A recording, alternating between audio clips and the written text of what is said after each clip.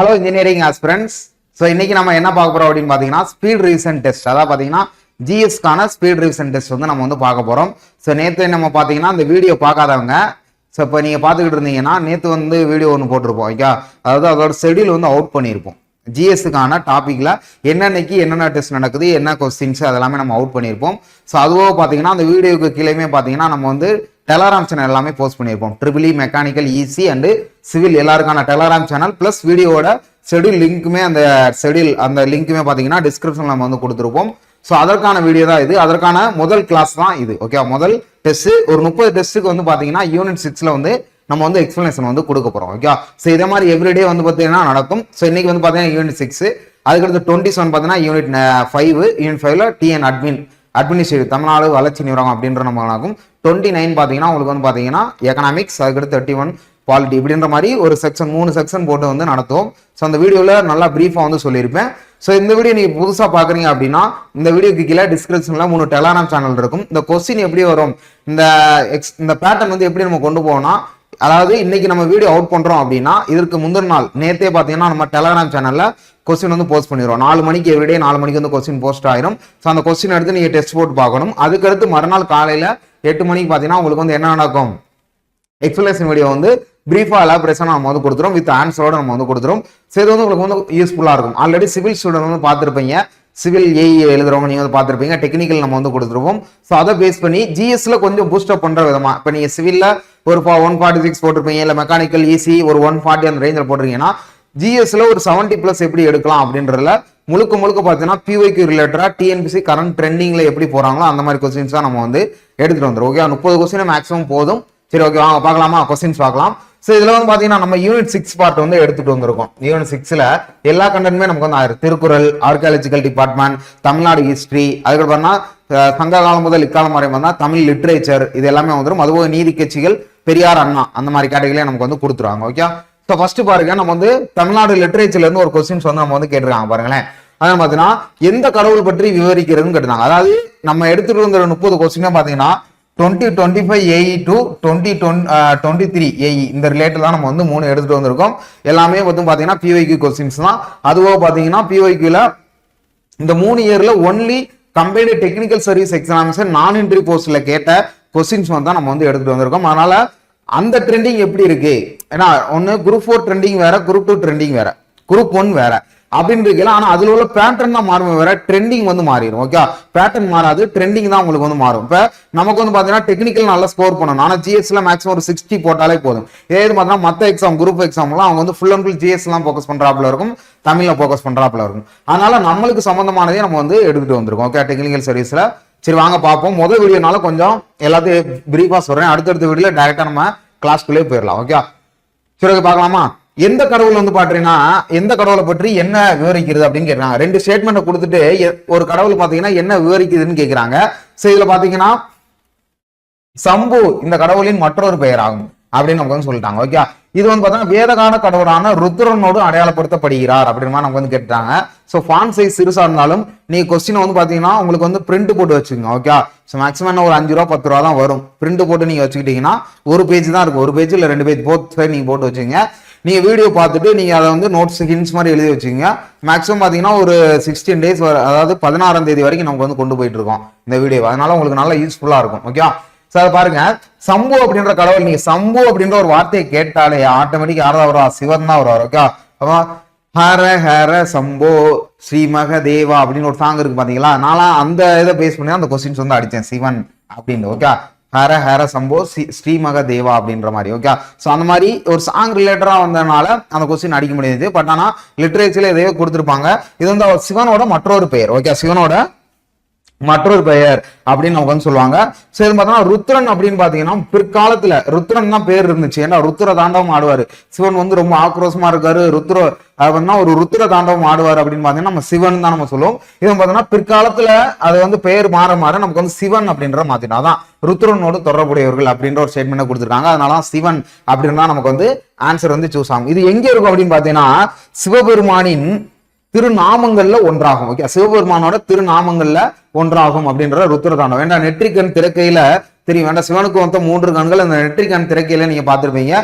சிவனுக்கு தன்னோட கண்ணையே வழங்கி இருக்காரு அப்படின்னு மாதிரி நிறைய நம்ம தமிழ் லிட்ரேச்சர்ல படிச்சிருப்போம். குரூப் 4 படிச்சிருக்கவங்களுக்கு நமக்கு வந்து தெரியும். ஓகே. சோ பிரம்மன் அப்படின்றவர் நமக்கு வந்து பாத்தீங்கன்னா படைப்பு கடவுள். ஓகே. வேதங்கள்ல அவர் வந்து படைப்பு கடவுள், பிரம்மன் தான் நம்மளை வந்து படைக்கிறாரு.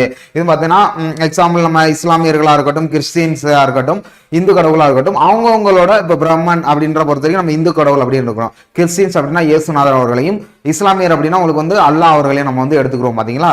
அது மாதிரி பிரம்மன் அப்படின்ற பார்த்தா படைப்பு கடவுள் அப்படின்னு நமக்கு வந்து சொல்றாங்க. ஓகே. பிரஜாபதி என்றும் அடையாளம் காண்றாங்க. பிரஜாபதி அப்படின்ற ஒரு அடையாளத்தையும் இதுக்கு வந்து கொடுக்குறாங்க. முருகன் தான் நமக்கு தெரியும், தமிழ் பெருவான், எம்பெருமான். ஓகே. தமிழ் கடவுள் அப்படின்னு நம்ம வந்து சொல்லுவோம். முருகன், 6 படை முருகன் நம்ம வந்து சொல்லுவோம். ஓகே. திருச்செந்தூர், அதுக்கடுத்து பாத்தீங்கன்னா திருப்பரங்குன்றம், திருத்தணி, பழனி, அதுக்கடுத்து பாத்தீங்கன்னா உங்களுக்கு வந்து திருமுடிச்சோலை சொல்லுவாங்க. ஸோ 6 இது வந்து நமக்கு வந்து வரும். ஓகே. ரொம்ப 6 முருகக்கடை பெருமாளான நமக்கு வந்து கொடுப்பாங்க. ஓகே. மதுரையிலே 2 இருக்கு. ஓகே. அது பார்த்தீங்கன்னா திருப்பரங்குன்றம் நமக்கு வந்திருக்கு, பழமுதிர்ச்சோலை இருக்கு, அதுக்கடுத்து பாத்தீங்கன்னா உங்களுக்கு வந்து திருச்செந்தூர் இருக்கு, பழனி இருக்கு. இந்த மாதிரி நிறைய கேட்டகரி கொஸ்டின்ஸ் இருக்கு.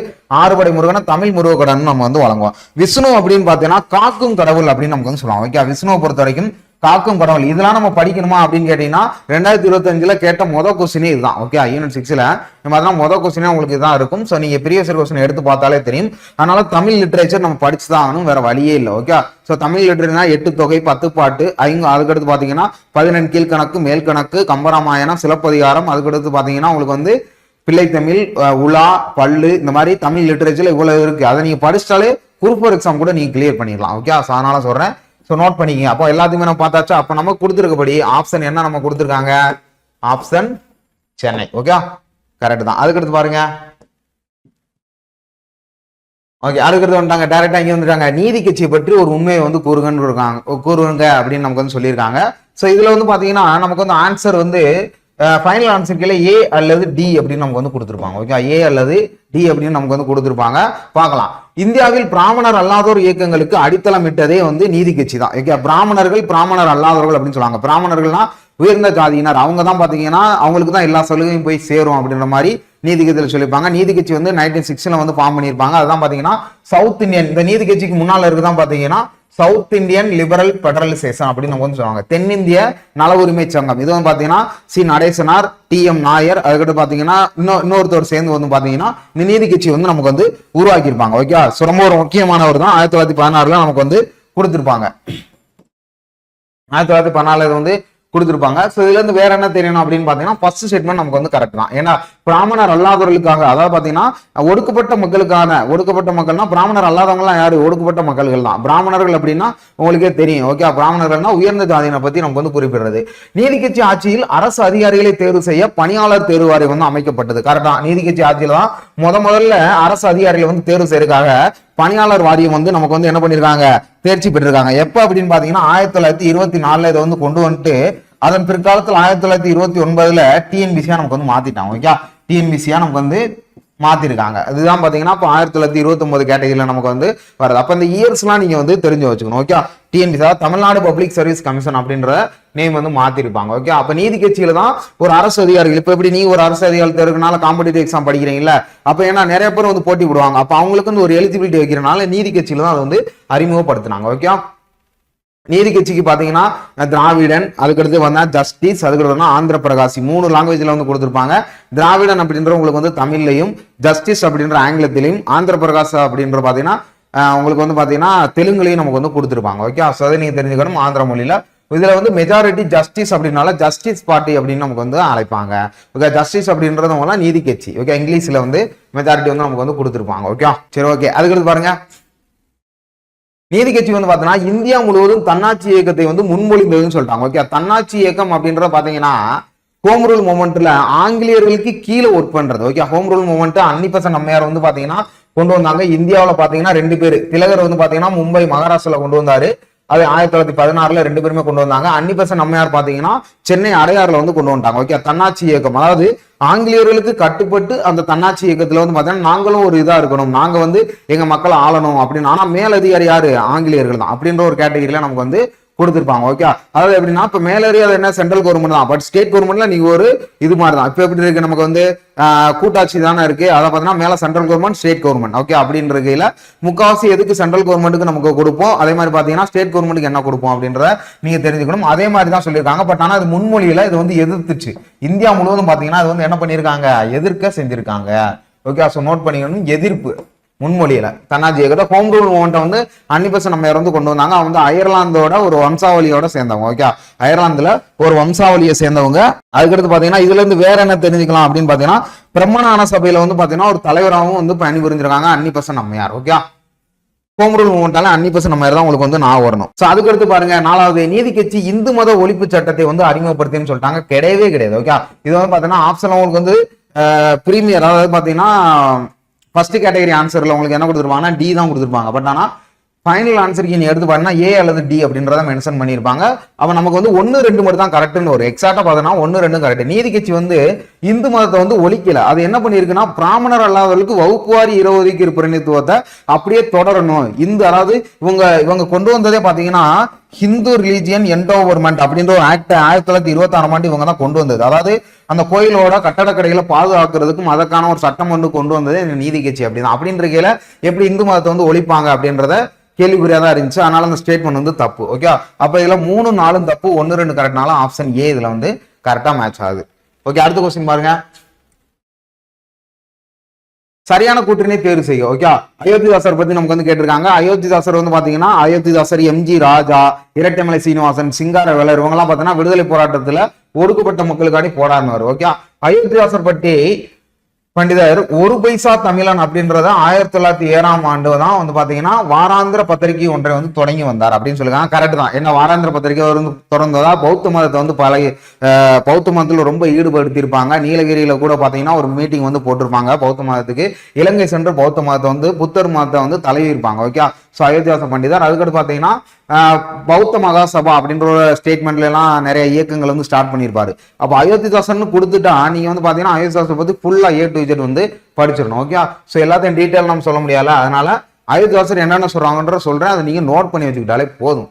ஓகே, அதுக்கு பாருங்க, செராம்பூர் மதப்பரப்பான செராம்பூர் மரப்பரப்பாளர்களே இந்தியாவிற்கு 2வது வருகை தந்த நற்செய்தி மறைப்பணியாளர்கள் அப்படின்னு நமக்கு வந்து கொடுக்குறாங்க. ஓகே, நற்செய்தி மரப்பணியாளர் அவர் அப்படின்னு கொடுத்தாங்க. செராம்பூர் மதப்பரப்பு, அதாவது இந்தியாவிற்கு வந்து பாத்தீங்கன்னா அந்த மதப்பரப்பாளர்கள் பாத்தீங்கன்னா முதல்வராக, அதாவது ஃபர்ஸ்ட் டைம் வந்து வருகை புரிஞ்சிருக்காங்க. 2வது வந்து நமக்கு வந்து கிடையாது. அதனால இந்த ஸ்டேட்மெண்ட் தப்பு. என்ன அப்படின்னா நற்செய்தி அப்படின்னு பாத்தீங்கன்னா அந்த அச்சு உங்களுக்கு வந்து செய்திகளை வெளியிடுறது வந்து செய்தித்தாள் மூலமா வெளியிடுறதுக்கு வந்து 2வது வருகை புரியல இந்தியாவிற்கு முதலாவது வருகை புரிஞ்சுட்டாங்க அப்படின்ற நீங்க தெளிவா தெரிஞ்சுக்கணும். ஓகே, அதுக்கடுத்து பாத்தீங்கன்னா ரகுனுபாய் மத்தியாசா இது வந்து ஹிஸ்டரியில நமக்கு வந்து கொடுக்கிறது. இது வந்து பாரசி இயக்கம் தான். சபா என்ற அமைப்பை வந்து 1855 பௌத்தர்கள் நிறுவினார்கள் அப்படின்னு சொல்லிட்டாங்க. சோ அது வந்து 1851 ஓகே. பட் ஆனா பாத்தீங்கன்னா பார்சி இயக்க மக்களுக்காக போராடுறதுக்கான இந்த இயக்கம் வந்து ஸ்டார்ட் பண்ணாங்க. சபா என்ற அமைப்பும் ஒன்றும் கிடையாது. ஓகே, சோ ரகுனுபாய் வந்து ஹிஸ்டரியில நமக்கு வந்து கேட்டிருப்பாங்க. ஸோ இந்த நமக்கு வந்து முகல்ஸ், டெல்லி சுல்தானியர் அந்த காலகட்டம் முறை அதுல வந்து வர்றவங்க. அப்ப 2 ஸ்டேட்மெண்ட் தப்புனால 1 மட்டும் கரெக்ட். ஓகே, அந்த அயோத்திதாசர் தன்னோட வாழ்நாள் முழுவதும் இந்த ஒரு பைசா தமிழனை வந்து எழுதியிருப்பார். ஓகே, அதை நீங்க தெரிஞ்சுக்கணும், ரொம்ப முக்கியமானது. அதனால 1 மட்டும் சரி.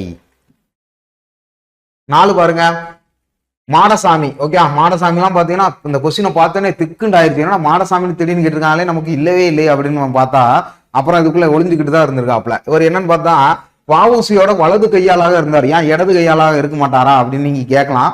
பட் ஆனா வலது கையினா லெப்ட், எப்பயுமே ஒரு படம் பார்த்துருப்பீங்க, லெப்ட்னா அவர் வந்து ஒரு அடிமை மாதிரி, வலது கைனா அவர் சொல்றதை நீங்க வந்து ஒரு முன்மொழிகிற மாதிரி. ஓகே, அப்படின்ற ஒரு வழக்கங்கள் இன்ற வரைக்கும் இருக்கு. அதான் டிஎன்பிசி ஃபாலோ பண்றாங்கன்னு நினைக்கிறேன். ஓகே, அதான் வலது கையா இருந்திருக்காரு. அதாவது இவருக்கு அறிவுரை இந்த மாதிரி நிறைய கேட்டகரி சொல்றது. தூத்துக்குடியை சேர்ந்தவர் இவர். ரொம்ப தான் வஉசியோட இவர் வந்து தூத்துக்குடி மாவட்டத்தை சேர்ந்தவர். அதை நீங்க நோட் பண்ணிக்கணும், தூத்துக்குடி மாவட்டத்தை சேர்ந்தவர். அதுக்கடுத்து வஉசிக்கு தீவிர ஆதரவாளராக இருந்திருப்பார். ஓகே, ஆதரவாளர். இப்ப எப்படி நம்ம பார்த்தீங்கன்னா டிவிகேக்கு யார் இருக்கா, நம்மளோட மினிஸ்டர் வந்து பாத்தீங்கன்னா புஷி ஆனந்த் அவர்கள் இருக்காங்கல்ல, விஜய் அவர்களுக்கு எப்படி நல்ல ஆதரவா, அது அவங்களோட கிட்டத்தட்ட ஒரு 20 வருஷம் 30 வருஷம் பயணங்களை வந்து அவங்களோட தொடர்ந்துருக்காங்களா, அதான் ஒரு ஆதரவு. ஓகே, அவர் என்ன சொன்னாலும் ஃபாலோ பண்றது.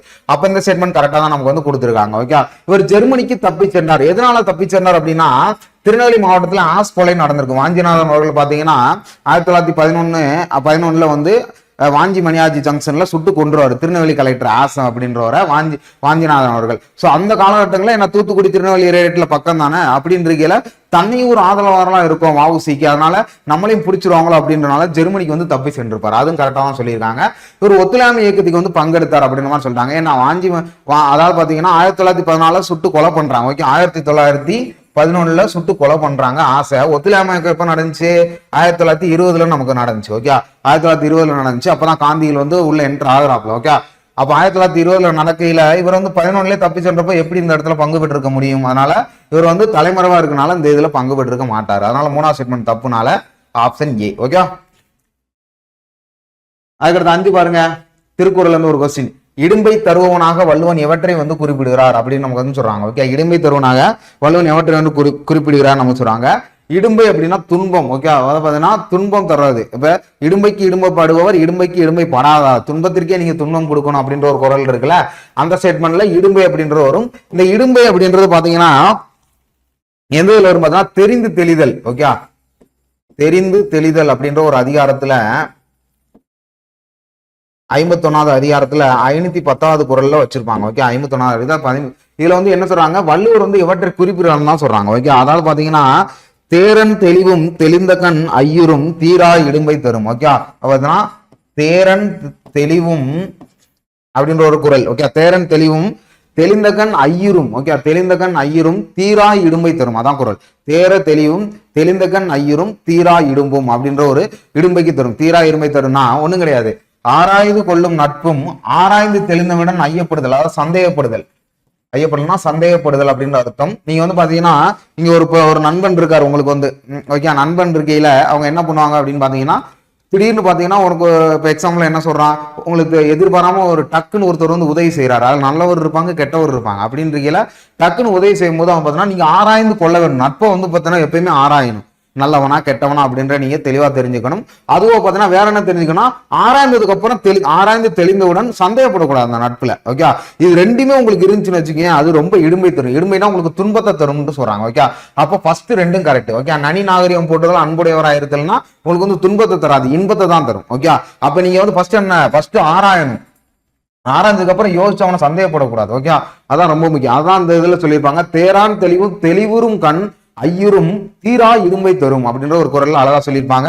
இந்த அதிகாரத்தை நீங்க பாத்துக்கணும், குரல்ல நீங்க பாத்துக்கணும். ஓகே, ரொம்ப ஒரு அருமையான குரல் தான். அதனால 2 ஸ்டேட்மெண்ட் வந்து நமக்கு வந்து கரெக்ட். ஓகே, தெரிந்து தெளிதல் அதிகாரத்துல. ஓகே, அதுக்கு பாருங்க. அறிவை நிரப்பிக் கொள்வதற்கே நூல்களை கற்று அறிவை திரட்டி கொள்ளாமல் ஒருவன் அவையின் கண் ஒரு பொருள் பற்றி பேசுவது என்ற கருத்து எந்த திருக்குறள் ஓமையோடு பொருந்துகிறது அப்படின்னு நம்ம வந்து கேட்டிருக்காங்க. ஓகே, அதை பாத்தீங்கன்னா ஒருத்தர் வந்து பாத்தீங்கன்னா தன்னோட அறிவே தெரியாம மைக்கு கிடைச்சோன்னா அவன் பேச ஆரம்பிச்சிருவான்.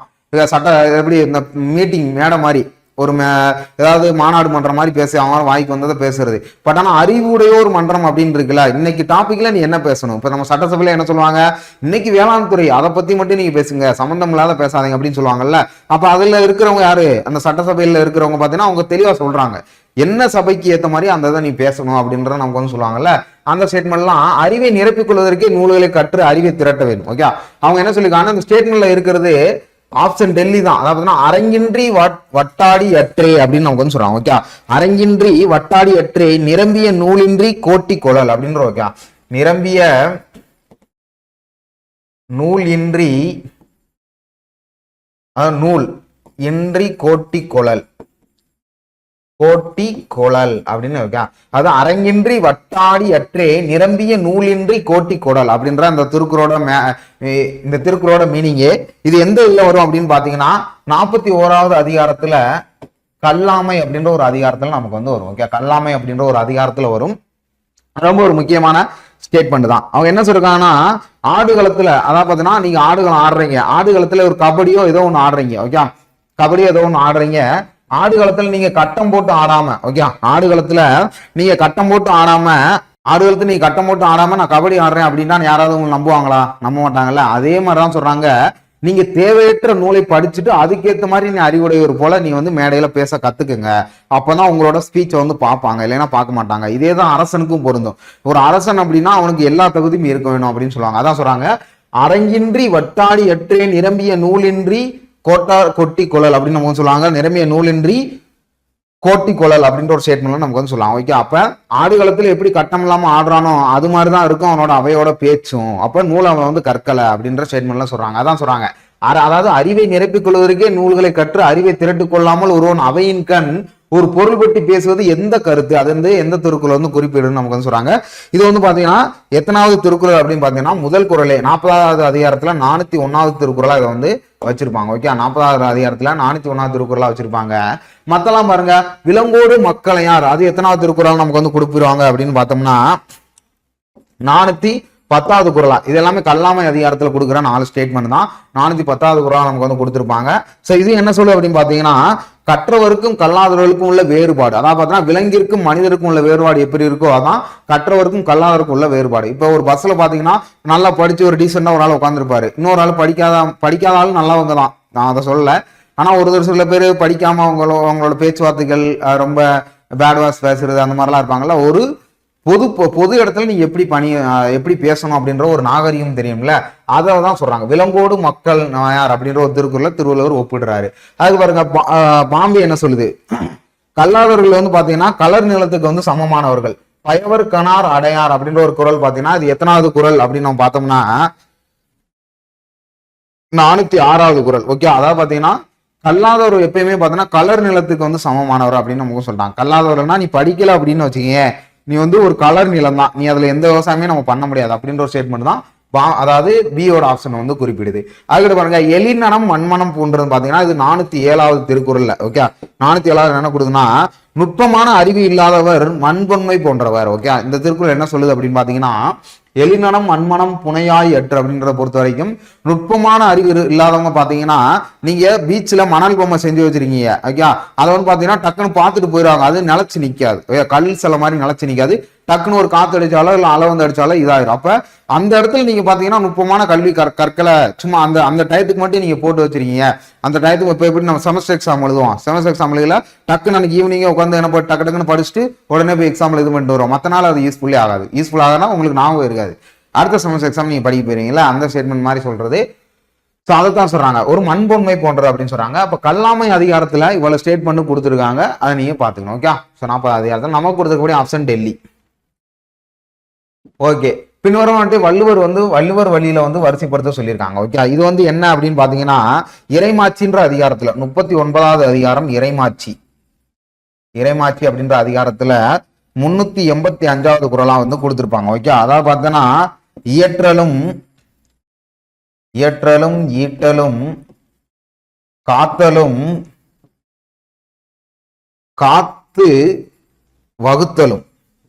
வகுத்தலும் வல்லதரசு அப்படின்னு நமக்கு வந்து ஒரு குறள்ல சொல்றாரு. அப்படி என்னன்னு பார்த்தோன்னா இயற்றலும் ஈற்றலும் காத்தலும் காத்த வல்ல. ஓகே, அதை பார்த்தோன்னா காத்து வகுத்தலும் வல்லதரசு. ஒரு அரசனுக்கு என்னென்ன தேவையோ இல்ல ஒரு குடும்பத்துல இருக்கிற மூத்த உறுப்பினர் யாரு, அப்பா தான். அப்ப அவங்களுக்கு என்னென்ன தகுதியெல்லாம் இருக்கணும், ஒரு நாட்டோட மூத்த உறுப்பினரா அரசர் தான். ஓகே, அந்த அரசருக்கு என்னென்ன தகுதி இருக்கணும் அப்படின்ற நமக்கு வந்து கேக்குறாங்க. பாருங்களேன் என்ன சொல்றாங்கன்னா, அப்ப பாருங்க இயற்றலும் ஈட்டலும் காத்தலும் காத்து வகுத்தலும். ஓகே, நீங்க தெளிவா புரிஞ்சுக்கணும். அப்ப ஃபர்ஸ்ட் இடத்துல என்ன இருக்கு, இயற்றல். நீங்க வந்து பாத்தீங்கன்னா ஒரு செல்வத்தை வந்து இயற்றணும், வளத்தை வந்து பெருக்கணும். ஓகே, வழக்கத்தை பெருத்துட்டு அந்த ஈட்டலை வந்து நீங்க சேமிக்கணும். ஈட்டலை வந்து சேமிச்சு வைக்கணும். சேமிச்சு வச்சதுக்கு அப்புறம் அதுக்கடுத்து பாத்தீங்கன்னா காக்கணும். அந்த சேமிச்ச செல்வத்தை வந்து காத்து வைக்கணும். இப்ப நீங்க எக்ஸாம்பிள் பாத்தீங்கன்னா நீங்க ஏஇ ஆயிட்டீங்க, ஒரு 55,000 சம்பளம் வாங்குறீங்க அப்படின்னு பாத்தீங்கன்னா உங்களுக்கு வந்து பாத்தீங்கன்னா என்ன பண்ணுது, ஒரு கடன் இருக்கு, ஒரு 20 லட்ச ரூபா கடன் இருக்குன்னா கடனுக்கு பாதி ஒதுக்கிட்டு மிச்ச குடும்ப செலவுக்கு பாதி ஒதுக்கிட்டு மீத சேவ் பண்ணணும். அந்த சேவ் பண்றதா பின்னால உங்களுக்கு வந்து ஏதாச்சும் ஒரு எமர்ஜென்சிக்கு வந்து யூஸ் ஆகும். அதான் அதை சேவ் பண்ணதான் காத்து வகுக்கணும். ஓகே, வகுத்தல்னா என்ன, எல்லாத்தையும் வகுத்து கொடுங்க, பிரிச்சு கொடுங்கன்னு அர்த்தம். அப்போ ஒரு அரசனுக்கு நம்ம பார்த்தோம்னா ஃபர்ஸ்ட் நீ செல்வத்தை பெருக்கு வந்துட்ட, நீ நாட்டுக்கு அரசனா வந்துட்ட, செல்வத்தை பெருக்கிறதுக்கு என்னென்ன ஐடியா வேணுமோ அதன் மூலம் செல்வத்தை பெருக்குனதுக்கு அப்புறம் செல்வத்தை உருவாக்கு, அதுக்கப்புறம் செல்வத்தை பெருக்கு, காசை பெருக்கிட்டு அதை பாதுகாத்துட்டு அதை மக்களுக்கு வந்து பிரிச்சு கொடு ஸ்கீம் மூலமா அப்படின்னு சொல்றாங்க. இப்ப வெற்றி பயண திட்டம், அன்னபூரணி சிலிண்டர் திட்டம் அப்படிலாம் கொடுக்குறாங்கல்ல, அந்த ஸ்டேட்மெண்ட் மாதிரி. ஓகே, அப்ப இந்த குறள் பார்த்தீங்கன்னா இயற்றலும் ஈட்டலும் காத்தலும் காத்து வகுத்தலும் வல்ல தரசு அப்படின்ற ஒரு ஸ்டேட்மெண்ட். ஓகே, தராசுன்னா என்ன, நீதி தான், வேற ஒன்றும் இப்படி கிடையாது, இப்படிதான் இருக்கணும் தராசுன்னு நான் வச்சுக்கோங்க. ஓகே, என்னைக்குமே தராசு தான். நீங்க என்னதான் எலக்ட்ரிக் மிஷின் வச்சாலும் தராசுல பிடிக்கிற மாதிரி வராது. அந்த முள் அப்படியே அந்த செங்குத்தா இருக்கும் பாருங்க, காய்கறியில அப்படி பிடிச்சி போடையில, அது கொஞ்சம் நல்லா இருக்கும். ஓகே, அதான் இந்த தராசு அப்படின்னு சொல்லிடுறாங்க. ஓகே, ஸோ அப்ப இறைமாட்சியில நல்ல ஒரு அதிகாரம். அப்ப இந்த ஆர்டர் பண்ணி நம்ம பார்த்தோன்னா 2 தான் 1. ஓகே 1 இயற்றலும் ஈட்டலும் காத்தலும் காத்த வல்லரசு. அப்ப 2 3 1 4 option Bombay. Okay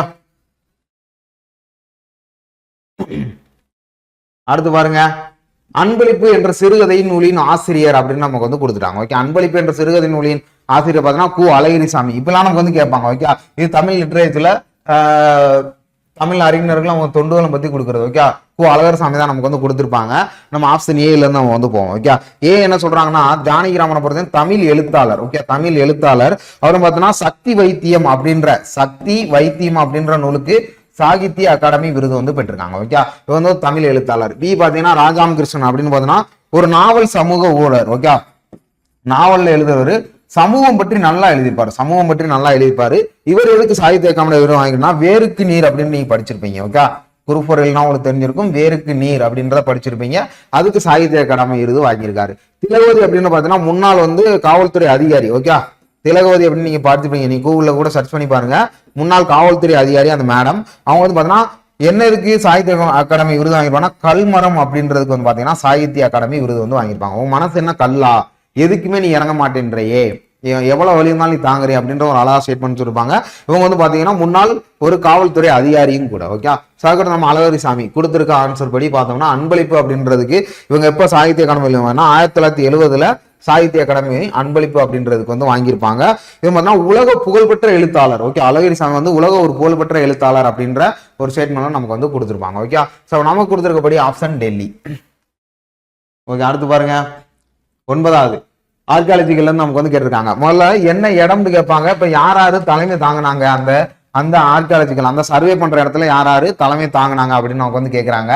பூம்புகார்னா Kaveri Poompattinam. Okay Kaveri Poompattinam தான் பூம்புகார் அப்படின்னு சொல்லுவோம். இதுல யார் இருந்திருப்பா அப்படின்னு பார்த்தோம்னா நடன காசிநாதன் அப்படின்றதான் நமக்கு வந்து இருந்திருப்பாரு. ஓகே நடன காசிநாதன் அப்படின்ற ஸ்டேட்மெண்ட் தான் நமக்கு வந்து கொடுத்துருப்பாங்க.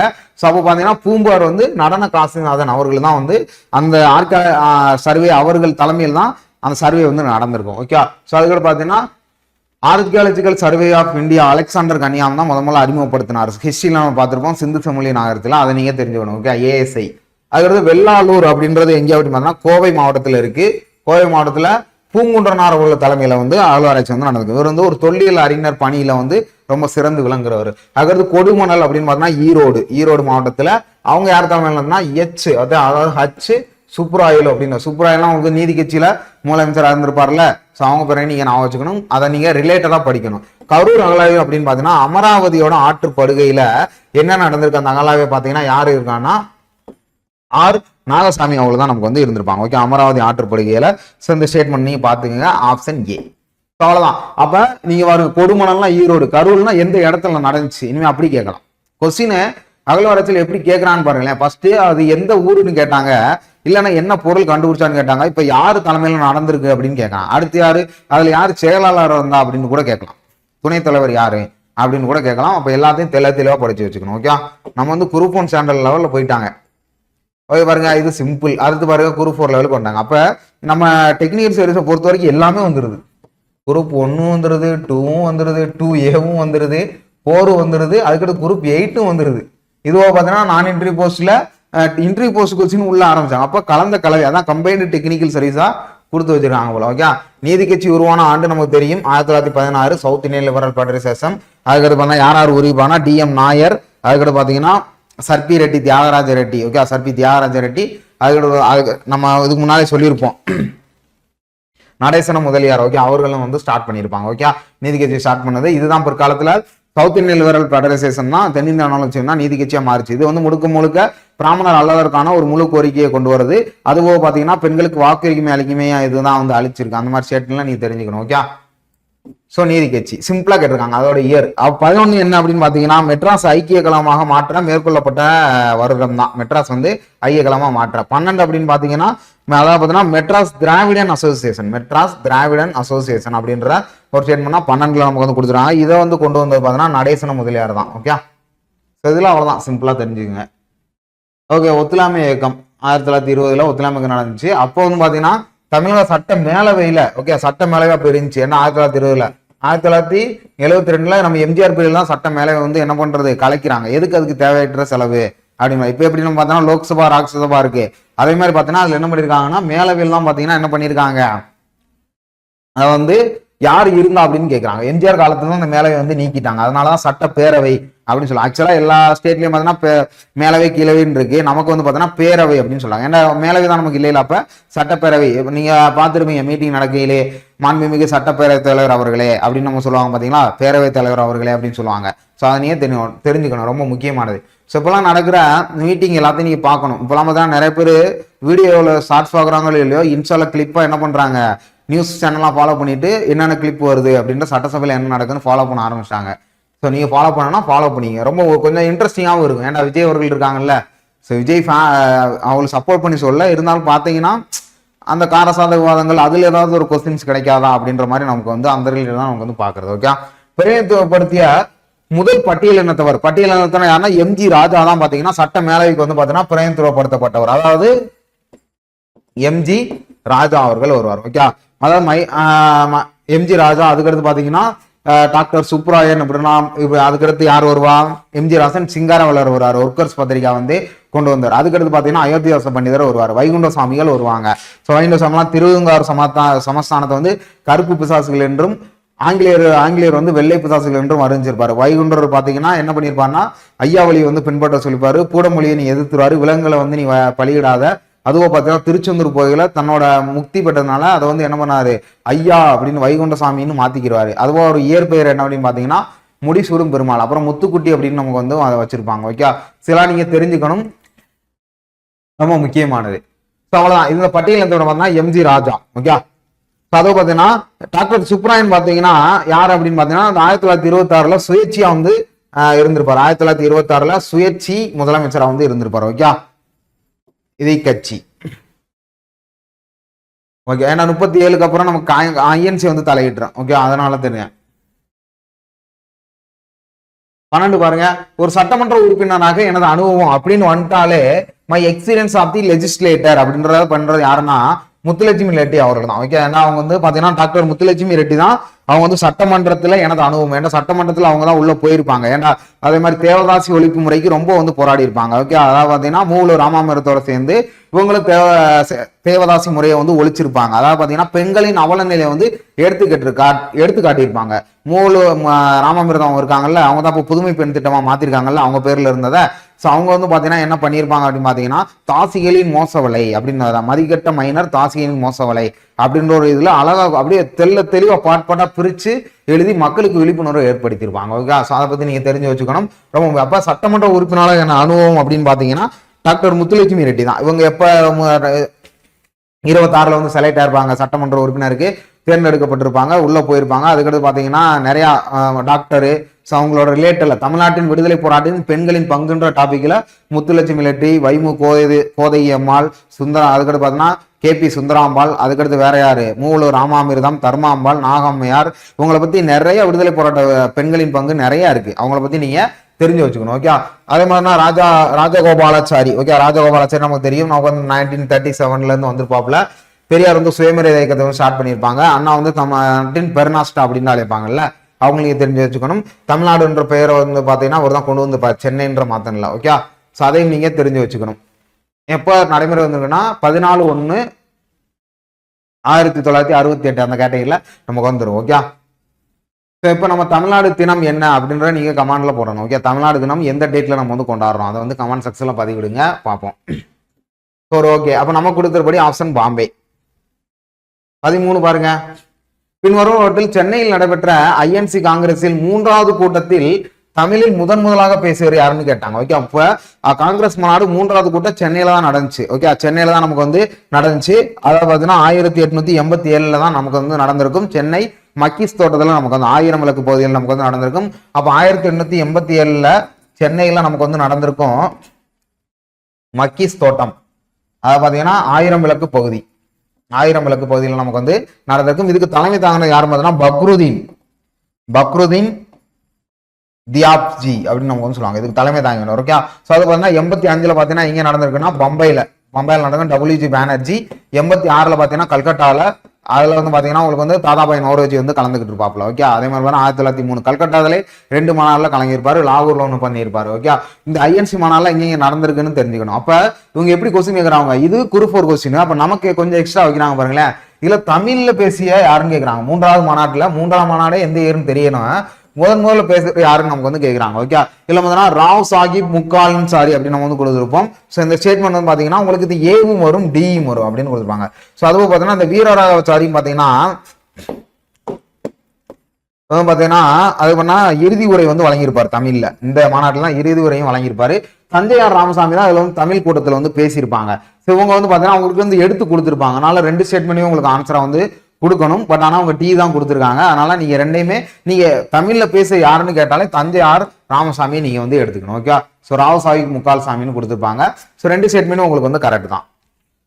ஸோ இந்த இவர் 2ம் கொடுத்தனால நீங்க இதை தான் எடுக்கணும். பட் ஆனா டிஎன்பிசி நமக்கு இந்த ஆன்சர் தான் கொடுத்து வச்சிருக்காங்க. ஓகே, அதனால நீங்க தெளிவா பாத்துக்கணும், படிக்கும் போது தெளிவா படிக்கணும். ஸோ இதுக்கு ஆப்ஷன் வந்து நமக்கு வந்து ஏ தான்.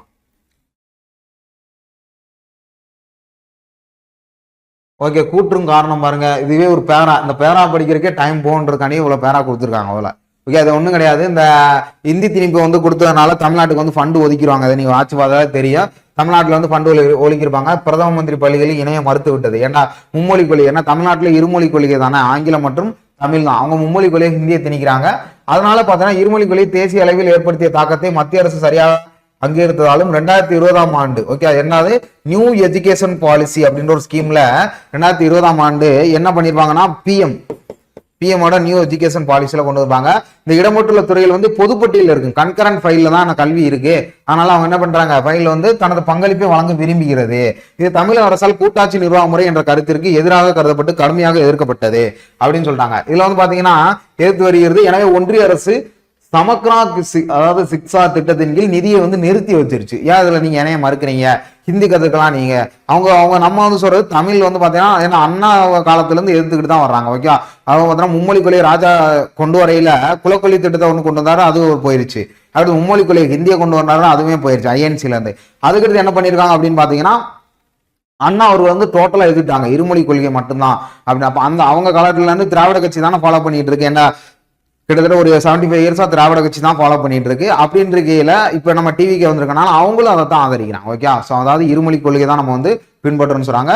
2 ஸ்டேட்மெண்ட்டும் கொடுத்த சரியான விளக்கம் தான். நீங்க ஸ்டேட்மெண்ட் வாட்சி பார்த்தாலே தெரியும். ஆப்ஷன் பாம்பே. 15 பாருங்க, திருக்குறள் எண்ணி துணுக கருமம் துணிந்த பின் எண்ணுவோம் என்பது இழுக்கு அப்படின்னு நமக்கு ஒரு ஸ்டேட்மெண்ட்டை கொடுத்துட்டாங்க. ஓகே, அப்படின்ற ஒரு ஸ்டேட்மெண்ட் நமக்கு வந்து கொடுத்துட்டாங்க. இது வந்து என்ன பார்த்தீங்கன்னா தெரிந்து செயல்வகை அப்படின்ற ஒரு அதிகாரத்துல நமக்கு வந்து கொடுத்திருப்பாங்க. 45வது அதிகாரத்துல 467வது திருக்குறள். ஓகே, எண்ணு அப்படின்னா நீங்க வந்து துணி அப்புறம் எண்ணு அப்படின்னா நீ சிந்திக்கணும். அதாவது இந்த விஷயத்துல நான் இப்போ காம்படிட்டிவ் எக்ஸாம்ல இறங்கிட்டேன், ஏஐக்கு நான் படிக்க போறேன் அப்படின்னு நீ ஃபிக்ஸ் பண்ணிட்டேன்னா நீ என்ன பண்ணிடணும், இறங்குறதுக்கு முன்னால எவ்வளவு தடவை வேணாலும் யோசிக்கலாம். 1000 தடவை நீ 1,00,000 தடவை என்ன வேணாலும் யோசிக்கலாம். பட் ஆனா இறங்குனதுக்கு அப்புறம் ஒரு தடவை கூட நீ யோசிக்க கூடாது. நம்ம தோத்துருமோ அப்படின்னு யோசிச்சீங்கன்னா அந்த பிளான் வந்து சக்சஸ்ஃபுல்லே ஆகாது. உன்னோட மன பயமே என்ன பண்ணிடும், உன்னை வந்து உட்கார வச்சிரும். அதான் சொல்றாரு திருவள்ளுவர், எண்ணி துணிங்க அதாவது துணிய கருமம் துணிந்த பின் எண்ணுவோம் என்பது இழுக்கு அப்படின்னு சொன்னாங்க. நீ வந்து இறங்குறதுக்கு முன்னால எவ்வளவு வேணாலும் யோசிச்சுக்க.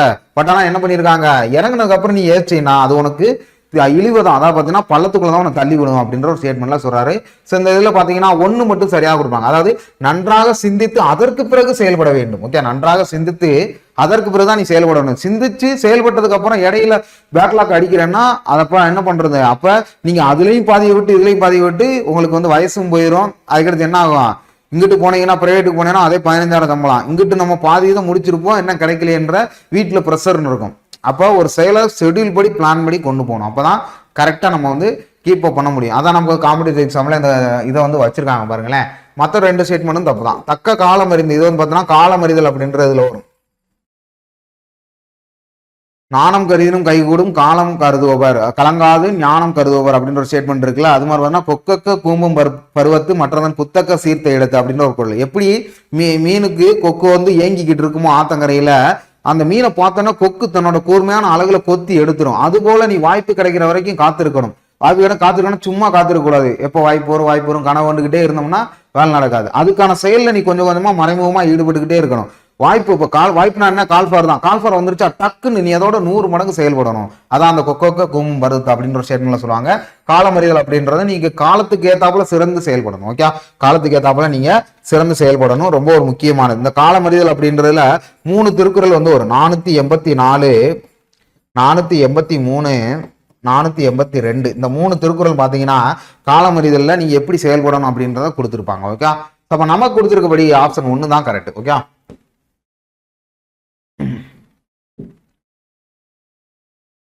16 பாருங்க. அரசுடைய தகுதி பேறுகளாக திருக்குறள் எவற்றை வந்து குறிப்பிடுவேன் அப்படின்னு நம்ம வந்து சொல்றாங்க. ஓகே, அரசுடைய தகுதி பேறுகள் நம்ம ஆல்ரெடி பார்த்தாச்சு. ஓகே, அரசுடைய தகுதி பேறுகள் அப்படின்ற பொறுத்த வரைக்கும் ஃபர்ஸ்ட் ஆப்ஷன் என்ன சொல்லுதுன்னா, இது வந்து என்ன இதுல தான் இறைமாட்சி அதிகாரத்துல நமக்கு வந்து கொடுத்துருக்காங்க. ஓகே, ஃபுல்லாமே இறைமாட்சி அதிகாரம் தான். இதுல வந்து பாத்தீங்கன்னா இறைமாட்சி அதிகாரத்துல 4 மட்டும் வேற. ஓகே, படைக்குடி அப்படின்ற ஒரு அதிகாரம் பாத்தீங்கன்னா 381வது திருக்குறள் நமக்கு வந்து கொடுத்துருப்பாங்க. ஏன்னா இறைமாட்சி வந்து பாத்தீங்கன்னா 39வது அதிகாரம். ஓகே, அதிகாரம் வந்து கூடையில குறள் வந்து இப்போ 39ல ஸ்டார்ட் ஆகுதுன்னா 381ல ஸ்டார்ட் ஆகும். 40ல ஸ்டார்ட் ஆகுதுன்னா 391ல ஸ்டார்ட் ஆகும் குறள். ஓகே, சரி, அதை பத்தி நீ தெரிஞ்சுக்கணும். இது வந்து பாத்தீங்கன்னா 381வது குறள். முறை செய்து காத்தல். ஓகே, முறை செய்து காத்தல் அப்படின்னா 2வது பாத்தீங்கன்னா 388வது குறள். ஓகே, 2வது. அதுக்கு பாத்தீங்கன்னா இயற்றலும் ஈற்றலும் காத்தலும் அதை நம்ம பார்த்துட்டோம்ல.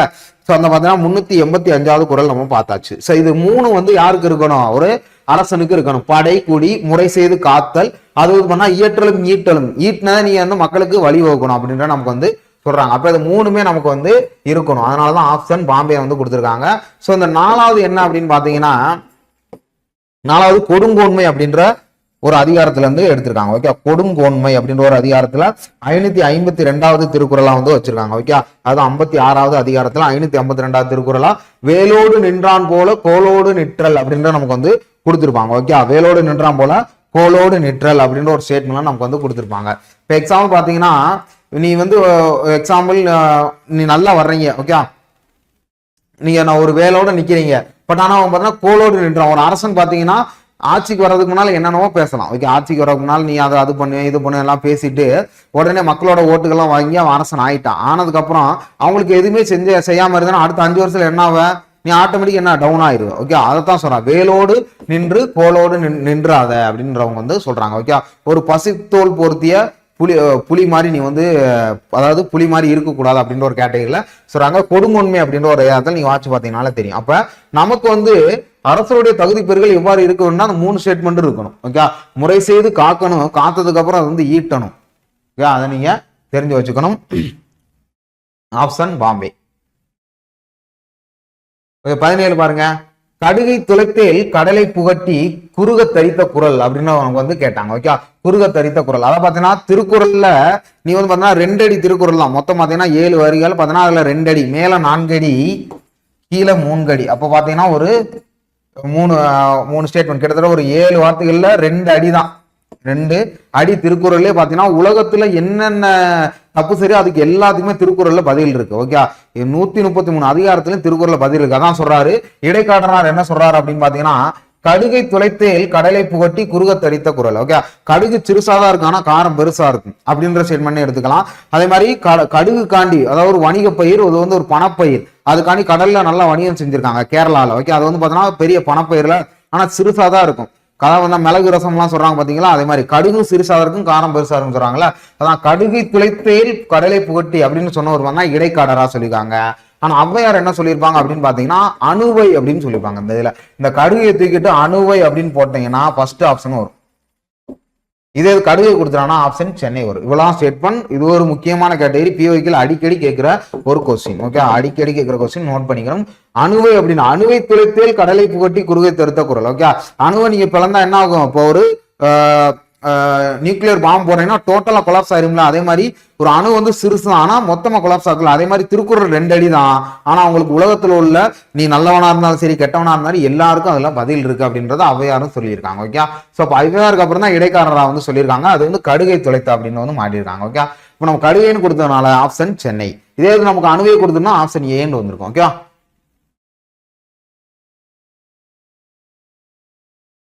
18 பாருங்க.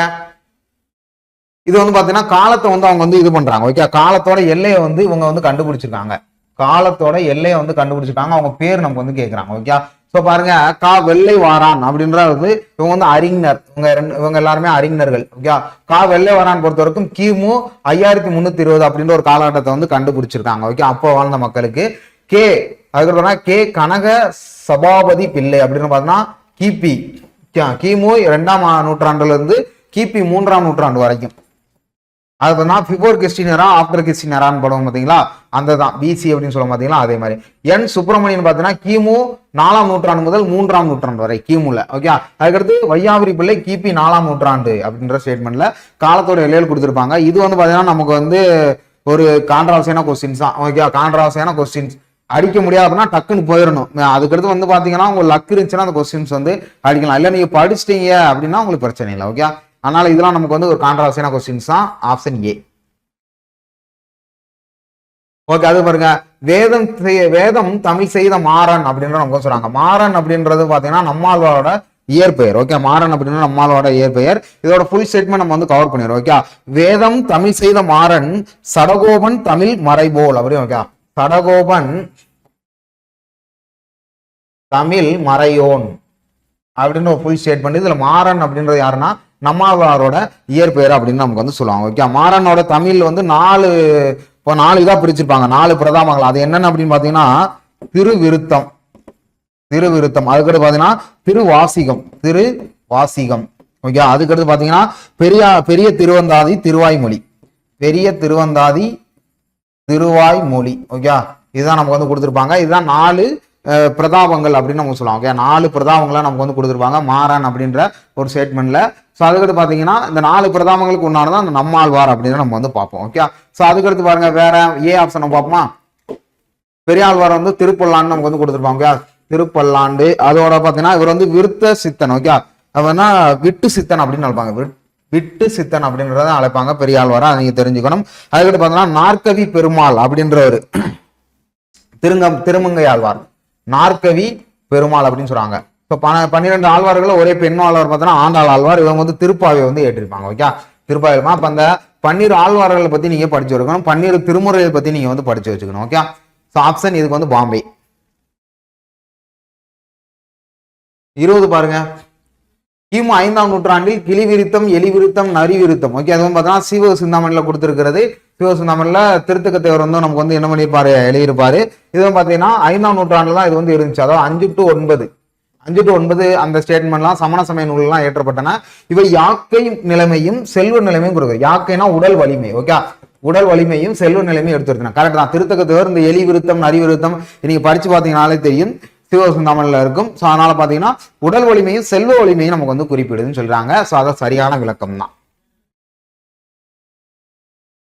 ஓகே, ராஜாஜியால் வழிநடத்தப்பட்ட உப்பு சத்தியாகிரகத்தோட வழியை வந்து வரிசைப்படுத்துங்கன்னு நமக்கு வந்து சொல்றாங்க. அப்ப இதுக்கு இயர் தெரிஞ்சாதான் நம்ம வந்து தெரிய முடியும். ஃபர்ஸ்ட் உப்பு சத்தியாகிரகம் தமிழ்நாட்டில் எப்ப இருந்து எப்ப நடந்துச்சுன்னு பாத்தீங்கன்னா 13/4/1930. ஓகே, அது பண்ணா 28/4/1930. இது வந்து பாத்தீங்கன்னா ஸ்டார்டிங் ஸ்டேட், இது வந்து எண்ட் ஸ்டேட். ஓகே, அப்ப கிட்டத்தட்ட பாத்தீங்கன்னா எவ்வளவு நாள் நடந்திருக்கு, இதுக்கு இடையில தான் எந்தெந்த ஊர்கள் வந்திருக்குன்னு அவங்க வந்து கேட்கறாங்க. ஓகே, இதுக்கு இடையில ஃபர்ஸ்ட் பாத்தீங்கன்னா திருச்சி வரும். ஃபர்ஸ்ட் ஒருத்தனே திருச்சி. அதுக்கப்புறம் பாத்தீங்கன்னா யார் வருவா, திருச்சிக்கு அப்புறம் யார் வருவா அப்படின்னு பாத்தீங்கன்னா உங்களுக்கு வந்து தஞ்சாவூர் வரும். ஓகே, திருச்சி அப்புறம் தஞ்சாவூர் போயிட்டு அப்படியே எங்க போறாங்க பாத்தீங்கன்னா கும்போணம் போறாங்க. கும்போணம் போயிட்டு திருத்துறைப்பூண்டி போயிட்டு அப்புறம் தான் வேதாரண்யம் வர்றாங்க. ஓகே, அப்ப பாருங்க தஞ்சாவூர், அதுக்கடுத்து பாத்தீங்கன்னா என்னது கும்பகோணம், திருத்துறைப்பூண்டி, அதுக்கடுத்து தான் வேதாரண்யம். ஓகே, லாஸ்டா அந்த வேதாரண்யத்தை வந்து முடிச்சிடுறாங்க. அப்ப இவங்க வேதாரண்யம் கொடுக்கல, அதனால வேதாரண்யத்தை நம்ம வந்து தெரிஞ்சு வச்சுக்கணும். அப்ப இது வந்து யாரு, ராஜாஜி தலைமையில வந்து நடந்திருக்கு உப்பு சத்தியாகிரகம். உப்பு அல்லதுக்கு வரி கட்டின முதல் பெண்மணி யாருன்னு பாத்துருங்க, நீங்க வந்து தெரிஞ்சு வச்சுக்கணும். ஓகே, ருக்குமணி லட்சுமிபதி. அப்ப ஆப்ஷன் வந்து என்ன வரும், 1 4 3 2 ஆப்ஷன் சென்னை. சோ அதுக்கடுத்து பாருங்க, தாயும் தன் மகனை வெறுக்கும் தீய ஒழுக்கம் என்று வள்ளுவன் எதை குறிப்பிடுகிறார் அப்படின்னு சொல்றாங்க. சோ பாருங்க, இந்த தாயும் அதாவது இது எதுல கொடுத்துறாங்கன்னா கல்லுண்ணாமை அப்படின்ற ஒரு அதிகாரத்துல குறிப்பிட்டிருக்காரு. கல்லுண்ணாமை அப்படின்ற ஒரு அதிகாரத்துல வந்து நமக்கு வந்து குறிப்பிட்டிருக்காரு. எதுனா பார்த்தீங்கன்னா 93வது அதிகாரத்துல 922வது திருக்குறளா அதை வந்து வச்சிருக்காங்க. ஓகே, என்ன அப்படின்னு பார்த்தீங்கன்னா ஈன்றால் முகத்தேயும் இன்னாதால் என்மற்று சான்றோர் முத்துக்களி அப்படின்னு கொடுத்துருவாங்க. ஓகே, ஈன்றார். ஓகே, ஈன்றால்னா பெற்ற தாய் தான். ஈன்றால் முகத்தேயும் இன்னாதால், ஈன்றால் முகத்தேயும் இன்னாதால். அதுக்கடுத்து என்ன கொடுக்குறாங்கன்னா என்மற்று. ஓகே, என்மற்று சான்றோர் முத்துக்களி, என்மற்று சான்றோர் முத்துக்களி அப்படின்ற ஒரு ஸ்டேட்மெண்ட்ல கொடுத்துருக்காங்க. இதுக்கு என்ன ஸ்டேட்மெண்ட் அப்படின்னு பாத்தீங்கன்னா, தன்னோட தாய் முன்னையே கல்லுன்ட்டு தன்னோட நிலை வந்து நிலை தடுமாறி தன்னையே மறந்து நிக்கிறான். யாரு? தாயின்னு தெரியாமே மறந்து நிக்கிறான் அப்படின்னு இருக்குல்ல. அவங்க என்ன பண்றாங்க? என்ன பிள்ளைய வளர்த்துருக்கான் அப்படின்னு தானே கேட்பாங்க. குடிச்சு புட்டு இப்படி ரோட்ல விழுந்து கிடக்கான், அதுக்கப்புறம்னா நீலாம் என்ன புள்ள வளர்க்குற, புள்ள வளர்க்க உனக்கு தகுதியே இல்லை, உனக்கெல்லாம் எதுக்கு பிள்ளை அப்படின்னு சொல்லும் போது அந்த தாயோட மனம், அந்த பெற்றோர்களோட மனம் எப்படி இருக்கும்? அப்ப அந்த பையனை வெறுக்கிற நிலைமைக்கு தான் தள்ளுவாங்க. ஓகே, அப்ப இருக்கிறதுலே அவங்க என்ன சொல்றாரு? தாயே தன் மகனை வெறுக்க வச்சுட்டாங்க அப்படின்ற பார்த்தீங்கன்னா அதுக்கு எப்படி வெறுப்பாங்க பார்த்தீங்கன்னா கல் உண்ணாம, அதாவது மது அருந்துதல். ஓகே, மது அருந்தல் இதுக்கு மீனிங் பார்த்தீங்கன்னா கல் உண்ணுதல். நீ பாவம் செஞ்சுட்டு வந்தேன்னா தாய் மன்னிச்சிரும். ஒரு திருட்டு கூட்டத்தில் நீ செஞ்சு வந்தேன்னா ஓகே பெத்த பிள்ளைனால மனம் இறங்கிரும். கொலை செஞ்சுட்டா கூட மனம் இறங்கிருமா. ஆனா நீ குடியானே அப்படின்ற ஒரு பேரை எடுத்துட்டேன்னா உனக்கு என்ன இருக்குன்னு பாத்தீங்கன்னா, உங்களுக்கு என்ன சொல்றாங்க? அது வந்து பாத்தீங்கன்னா என்ன குடியானன்றப்ப நாளைக்கு உங்க ரிலேட்டர்லயே பாத்தீங்கன்னா ஒரு சண்டை வருது, நீலாம் என்ன மயன் வளர்த்துக்கன்னு கேட்டா உங்களுக்கு என்ன ஆகும்? புரியுதா? சோ அந்த மாதிரிதான் சொல்றாங்க கல் உண்ணக்கூடாது அப்படின்றத வள்ளுவர் அழகா சொல்லியிருக்காரு, கல் உண்ணாமை அப்படின்ற அதிகாரத்துல. ஓகே, சோ நோட் பண்ணிக்கோங்க ஆப்ஷன் ஏ. 23 பாருங்க. உடைமையில் இன்மை விருந்தோம்பல். விருந்தோம்பல்ன்ற அதிகாரத்துல நமக்கு வந்து கொடுத்திருக்காங்க.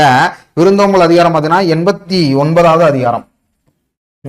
அதுல பாத்தீங்கன்னா உடைமையில் இன்மை விருந்தோம்பல் ஓம்பா மடமை மடமார்க்கன் உண்டு. இதன் பொருள் என்னதான் நமக்கு வந்து கேக்குறாங்க. அப்ப குறளை கொடுத்துட்டாங்க. ஓகே, குறளை கொடுத்துட்டு பொருள் என்ன கேக்குறாங்கன்னா, செல்வத்தில் நீ எவ்வளவுதான் செல்வம் வச்சிருந்தாலும் வறுமையில இருக்கிறவங்களுக்கு நீ உதவாம இருந்தீங்கன்னா நீ அந்த செல்வத்துக்கு உண்டான பயனே கிடையாது அப்படின்னு தான் அர்த்தம். இதுக்கு செல்வத்தில் வறுமை என்பது விருந்தோம்பலை செய்யாமல் பேதமை, இது பேதையரின் ஒழுக்கமாகும். ஓகே, அது பாத்தீங்கன்னா ஒருத்தன் அம்மா சோறு கொடுங்க அப்படின்ற வெளியில பிச்சைக்காரோட யாரும் வர்றாங்கன்னா உன்னால இருக்கிறத கொடுங்க, நீ ரொம்ப பணக்காரனா கம்பல்சரி கொடுத்தே ஆகணும் அப்படின்றாரு.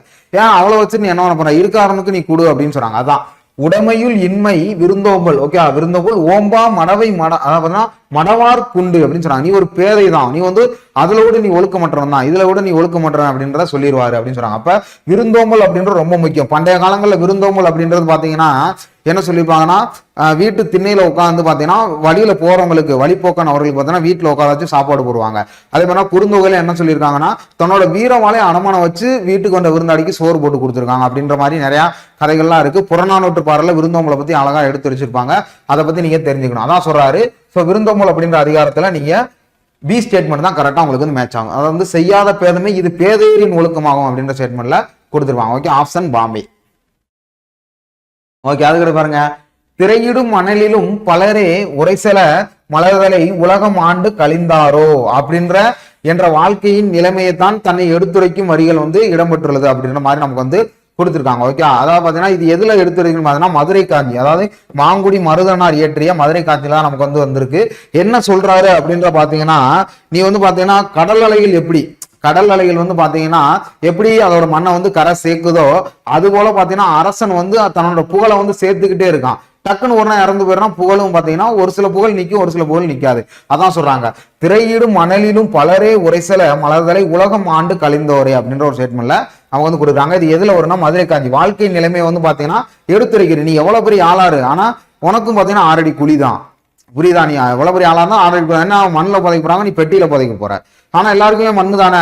கடைசியில நீ என்ன மண்ணுல இருந்து வந்து மண்ணுக்கே போற. லைஃப்ன்ற ஒரு உணவு சங்கிலி மாதிரி. ஓகே, அதை வந்து அழகா எடுத்து வச்சிருக்காங்க. நெடுநெல் வாடை அப்படின்னு பாத்தீங்கன்னா தலைவி வந்து தலைவனை பிரிந்து வந்து வாடுறது. ஓகே, நெடுநெல் வாடை இது அகமா புறமா அப்படின்ற ஒரு கேள்விக்குறியில இருந்துகிட்டு இருக்கு. சோ ஓகேவா, குறிஞ்சிப்பாட்டு அப்படின்ற கபிலர் வந்து ஏற்றிருப்பாரு. நெடுநெல் வாழை ஆளுமா நக்கீரர் வந்து ஏற்றிருப்பாரு. அதாவது தன்னோட 99 வகையான பூக்களை பற்றி வந்து இதுல வந்து பாடியிருப்பாரு. முல்லைப்பாட்டுனா நப்பூதனார் வந்து ஏற்றிருப்பாங்க. ஓகே, இதுல பாத்தீங்கன்னா 103 அடியா வந்து இருக்கும். இதை பாத்தீங்கன்னா உங்களுக்கு வந்து 10 பாட்டுல இடம்பெற கேட்டகரியில நமக்கு வந்து கொடுத்துருக்காங்க. சோ நோட் பண்ணிக்கோங்க. சாது பாருங்க, ஒரு நாட்டோட அணி என வள்ளுவர் எதனை வந்து குறிப்பிடுகிறாருன்னு கேட்டாங்க. ஓகே, ஒரு நாடு இருக்குன்னா அப்ப அத அணி அப்படின்னா என்ன அப்படின்னு கேட்டீங்கன்னா செல்வம் தான். அணின்னா என்ன? செல்வம். அதோட குறள் பாருங்க. நாடு அப்படின்ற ஒரு அதிகாரத்துல வந்து கொடுத்திருப்பாங்க. நாடு அப்படின்ற ஒரு அதிகாரத்துல நமக்கு வந்து கொடுத்திருப்பாங்க. என்ன அப்படின்னு பார்த்தா 738வது குறளா நமக்கு வந்து வச்சிருப்பாங்க. பிணியின்மை செல்வம் வினை இன்பம். ஓகே, பிணியின்மை செல்வம் வினை விளைவின்பம் அணி என்ப நாட்டில் வந்து. ஓகே, ஏமம் அணி என்ப நாட்டின் வந்து. ஓகே, அணி என்ப நாட்டின் வைத்து.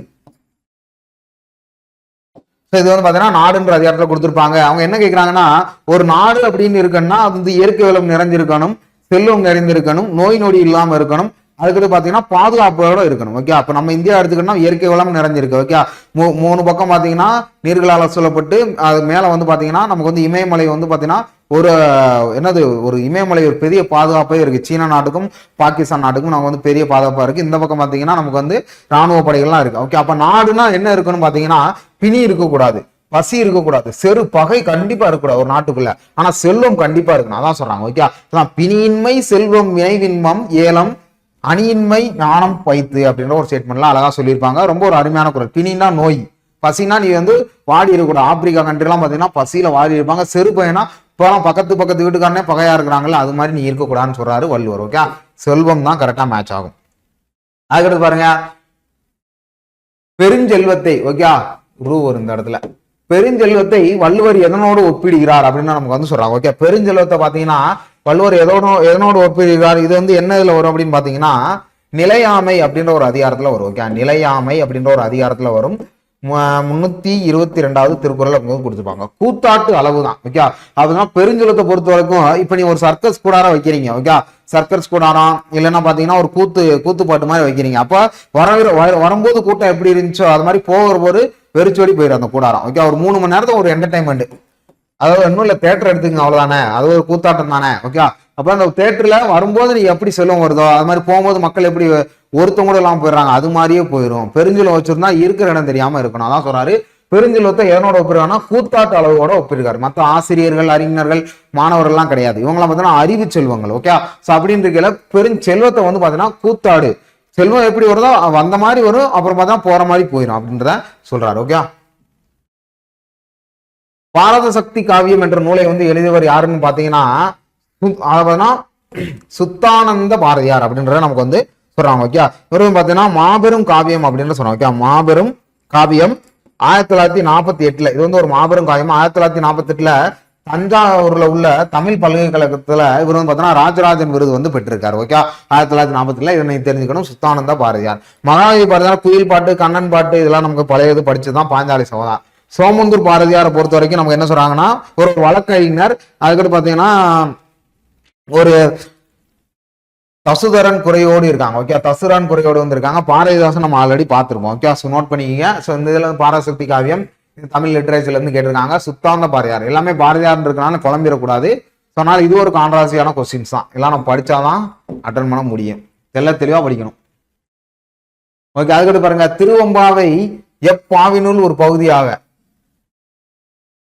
இடம்பெற்றிருக்கிறது நமக்கு வந்து கேட்கிறாங்க. திருவாசகம் மாணிக்கவாசகர் இயற்றி 8ஆம் திருமுறையில திருவாசகம் அப்படின்றதெல்லாம் நமக்கு வந்து கொடுத்துருக்காங்க. இது வந்து பாத்தீங்கன்னா மாணிக்கவாசகர் இயற்றியது. ஓகே, மாணிக்கவாசகர் வந்து தன்னோட 20வது பாடல்ல வந்து வச்சிருக்காரு. 20வது பாடல்ல எப்பாவினில் திருவாசகத்துல வச்சிருக்காங்க திருவம்பாவை அப்படின்றது. அது மாதிரி திருக்கோவையாறு ஏற்றுறது பாத்தீங்கன்னா மாணிக்கவாசகர் தான். மொத்தம் 12 திருமுறைகள் இருக்கு. ஓகே, மொத்தம் 12 திருமுறைகளுக்கு அதை தெரிஞ்சுக்கணும். திவ்ய பிரபந்தம் தான் 4000 திவ்ய பிரபந்தம் தான் நமக்கு சொல்றாங்க. திருவிசைப்பா அப்படின்னு பாத்தீங்கன்னா 9வது திருமுறை வந்து ஏற்றிருப்பாங்க. ஓகே, 9வது திருமுறை வந்து இருப்பாங்க. 10வது திருமுறை திருமூலர், 12வது பாத்தீங்கன்னா பெரிய புராணம் சேக்கிலார். ஓகே, நீங்க அதெல்லாம் தெரிஞ்சுக்கணும், ரொம்ப முக்கியம். அதாவது அப்பர், சுந்தரர், சம்பந்தர், அதாவது 7ஆம் திருமுறை வராங்க. 8ஆம் திருமுறை வந்து மாணிக்கவாசகர். 12 திருமுறை நீங்க படிச்சு வச்சுக்கணும். இப்ப திருவம்பாவை எப்பாவின்னு ஒரு 10வது முறைனா திருவாசகம் மாணிக்கவாசகர் ஏற்றுதான் நான் வந்து இது பண்ணுது.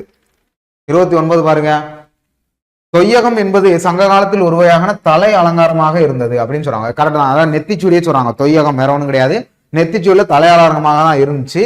குறிஞ்சிப்பாட்டில் கபிலர் வந்து 101 வகை மலர்களை வந்து குறிப்பிடுறான்னு சொன்னோம். ஆல்ரெடி பார்த்தாச்சு, 99 வகை தான் குறிப்பிடுறாரு. அதனால இது கரெக்ட், இது வந்து தப்பு. ஆனா உங்களுக்கு வந்து ஸ்டேட்மெண்ட்ல இது வச்சிருப்பாங்க. ஓகே, டிஎன்பிசி பிஐக்கு ஆன்சர்ல ஆப்ஷன் டி கொடுத்துருப்பாங்க. நமக்கு வந்து கூற்று சரியானது, காரணம் தவறு. ஏன்னா 101 கொடுத்துட்டாங்க, ஆனா 99 மலர்கள் தான் நம்ம வந்து பாடியிருப்பாரு.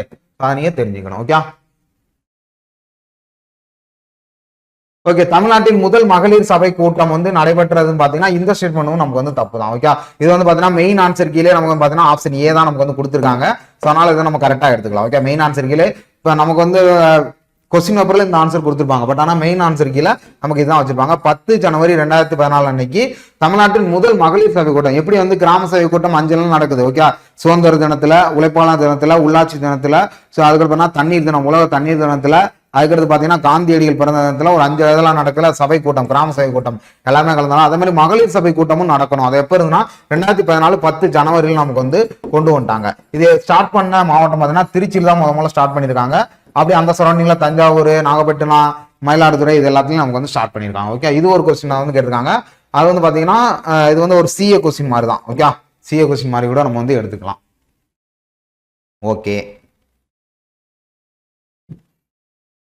சரி, ஓகே. ஸோ அது இன்னைக்கான ஸ்பீட் ரீசன் டெஸ்ட் ஜிஎஸ் பார்ட்டில் யூனிட் 6 வந்து பார்த்தீங்கன்னா ஒரு 30 கொஸ்டின்ஸ் வந்து பிஒய்க்கில் கம்ப்ளீட் பண்ணியாச்சு. ஸோ மோஸ்ட்லி எல்லாமே பார்த்தீங்கன்னா நிறைய கண்டென்ட் வந்து நம்ம வந்து கொடுத்துருக்கோம். திருக்கூர்லேருந்து நிறைய கொஸ்டின்ஸ் வந்து வந்திருக்கு. ஓகே, இந்த 3 திருக்கூர்லேருந்து வந்திருக்கு. அப்போ எந்த பார்ட்டில் அதாவது பார்த்தீங்கன்னா அதிகமாக கொஸ்டின்ஸ் எடுக்கிறாங்கன்னு நீங்கள் தெரிஞ்சு வச்சுக்கணும். ஓகே, யூனிட் 6ல் பார்ட்டை பார்த்தீங்கன்னா ஃபர்ஸ்ட் எடுத்தோன்னா உங்களுக்கு என்ன வரும் பார்த்தீங்கன்னா டிஎன் ஹிஸ்ட்ரி வரும். டிஎன் ஹிஸ்ட்ரி, தமிழ்நாடு லிட்ரேச்சர், அதுக்கப்புறம்னா ஆர்கியாலஜிக்கல் டிபார்ட்மெண்ட், அதுக்கடுத்து பார்த்தா திருக்குறள், அதுக்கடுத்து உங்களுக்கு பார்த்தா நீதி கட்சி. ஓகே, பெரியார், அண்ணா. இப்போ இந்த கிட்ட 1 2 3 4 5 6 2 5 போட்டுங்க. ஒரு 5 பார்ட்டு கிட்ட இருக்குன்னு வச்சுங்களேன். இந்த 5 பார்ட்ல இருந்து நமக்கு 20 கொஸ்டின்ஸ் வந்து கேட்க போறாங்க. ஓகே, அப்ப மேஜரா எதுல இருந்து கவர் ஆகுது அப்படின்னு பார்த்தோம்னா நம்ம திருக்குறள்ல இருந்து மேஜரா ஒரு சிலது கவர் ஆயிருக்கு. நீதி கட்சி எல்லாத்துலயுமே சபுல் பண்ணி தான் கேட்டிருக்காங்க. ஓகே, அப்ப நீங்க படிக்கும் போதே தெளிவா படிக்கணும். என்ன ட்ரெண்டிங்ல வந்து கொஸ்டின் கேட்கறாங்க அப்படின்ற படிக்கணும். ஸ்மார்ட் ஒர்க் ரொம்ப முக்கியம். ஓகே, ஹார்ட் ஒர்க் போடுறத விட ஸ்மார்ட் ஒர்க் ரொம்ப முக்கியம். தெரியாத கொஸ்டின் நம்ம ஸ்கிப் பண்ணிடலாம். ஆனா தெரிஞ்ச கொஸ்டின்ல நீங்க மிஸ்டேக் பண்ணவே கூடாது. அதான் ரொம்ப முக்கியமான விஷயம். தெரிஞ்ச கொஸ்டின்ல நீ மிஸ்டேக் பண்ணாம இருந்ததுனால ஈஸியா போஸ்டிங் ஆகலாம். ஆனா தெரியலன்னா நமக்கும் தெரியாது, அவங்களுக்கும் தெரியாதுல்ல. அப்ப அப்படின்னு இருக்கல நீ ஃப்ளூக்ல போட்டா கூட தெரியாத கொஸ்டின் ஆப்ஷன் எலிமினேட் பண்ற மெத்தட்ல நீங்க வந்து தூக்கி விட்டுறலாம். ஓகே, அதனால இந்த மெத்தட்ல நீங்க ஃபாலோ பண்ணிட்டு இருங்க. ஸோ அடுத்து வந்து பாத்தீங்கன்னா தமிழ்நாடு அட்மினிஸ்ட்ரேட்டிவ் நாளை கழிச்சு வந்து பாத்தீங்கன்னா வருது. ஸோ அதுவும் பார்த்தீங்கன்னா இந்த வீடியோ புதுசாக பார்க்குறீங்க அப்படின்னா வீடியோ டிஸ்கிரிப்ஷன் கீழே 3 டெலகிராம் லிங்க் இருக்கும், ஷெடியூல் பிடிஎஃப் இருக்கும். அதை எடுத்து ஃபாலோ பண்ணிட்டு இந்த ஷெடியூல் படி ஃபாலோ பண்ணி கொண்டு போங்க. அடுத்து உங்களோட ஷெடியூலுமே நீங்கள் வந்து ஃபாலோ பண்ணிங்க. இண்டிவிஜுவலாக ஷெடியூல் போட்டிங்கன்னா ஃபாலோ பண்ணிங்க. உங்கள் ஃப்ரெண்ட்ஸ் சர்க்கிளுக்கு இதெல்லாம் வந்து தெரியப்படுத்துங்க. சேனல் வந்து சப்ஸ்கிரைப் பண்ணாமல் பார்க்குறீங்க அப்படின்னா சப்ஸ்கிரைப் பண்ணிக்கோங்க. ஓகே, அதே மாதிரி இந்த பெல் ஐக்கானை வந்து கிளிக் பண்ணிக்கோங்க. ஓகே, ஸோ அதெல்லாம் நோட் பண்ணிக்கோங்க. அடுத்து நம்ம தமிழ்நாடு அட்மினிஸ்ட்ரேஷனில் பார்ப்போம். Wish you all the best. Thank you.